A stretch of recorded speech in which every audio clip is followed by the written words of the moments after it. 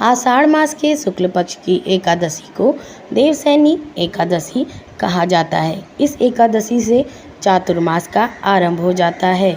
इस अवधि में कोई भी शुभ कार्य जैसे विवाह आदि नहीं किए जाते। मान्यता है कि इस दिन से भगवान श्री हरि विष्णु क्षीर सागर में शयन करते हैं और फिर 4 माह बाद उन्हें उठाया जाता है। उस दिन को देवोत्थान एकादशी कहा जाता है। इस बीच के अंतराल को ही चातुर्मास कहते हैं।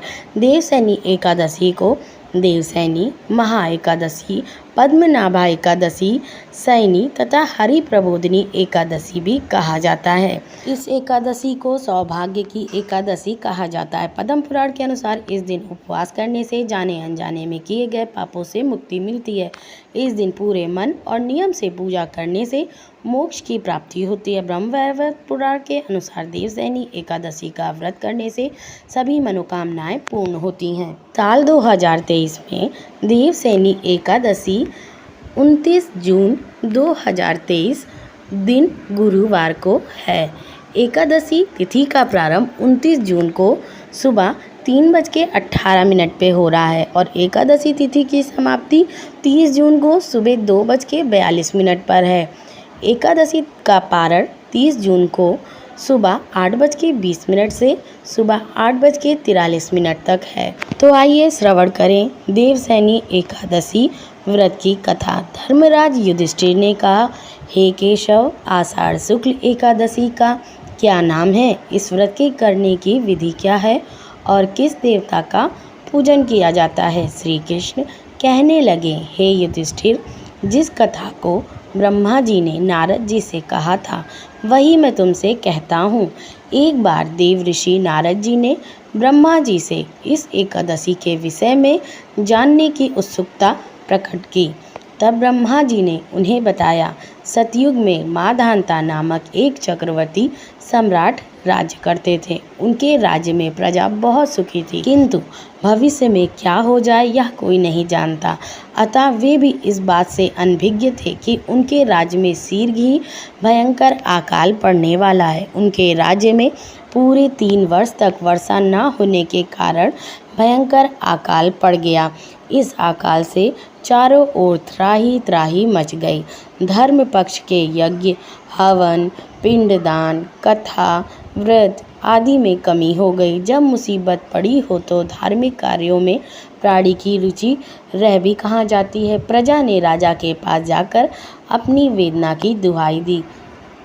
राजा तो इस स्थिति को लेकर पहले से ही परेशान थे। वे सोचने लगे कि आखिर मैंने ऐसा कौन सा पाप कर्म किया जिसका दंड मुझे इस रूप में मिल रहा है। फिर इस कष्ट से मुक्ति पाने का कोई साधन करने के उद्देश्य से राजा सेना को लेकर जंगल की ओर चल दिए। वहाँ विचरण करते करते एक दिन वे ब्रह्मा जी के पुत्र अंगिरा ऋषि के आश्रम में पहुँचे और उन्हें साष्टांग प्रणाम किए। ऋषिवर ने आशीर्वचन के उपरांत उनका कुशल क्षेम पूछा। फिर जंगल में विचरने व अपने आश्रम में आने का कारण जानना चाहा। तब राजा ने हाथ जोड़कर कहा, महात्मन, सभी प्रकार से धर्म का पालन करता हुआ भी मैं अपने राज्य में दुर्भिक्ष का दृश्य देख रहा हूँ। आखिर किस कारण से ऐसा हो रहा है? कृपया इसका समाधान करें। यह सुनकर महर्षि अंगिरा ने कहा, हे राजन, सब युगों से उत्तम यह सतयुग है। इसमें छोटे से पाप का भी बड़ा भयंकर दंड मिलता है। इसमें धर्म अपने चारों चरणों में व्याप्त रहता है।